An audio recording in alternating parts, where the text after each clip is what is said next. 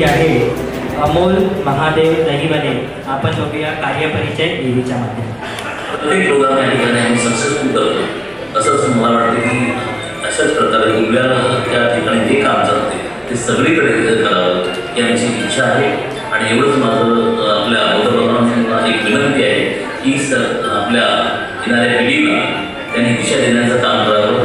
अमोल महादेव दहिवले यांना मी विनंती करतो की तुम्ही मंचावर यावं आणि तुमच्या सौही सोबत आलेले आहेत त्यांनाही मी विनंती करतो।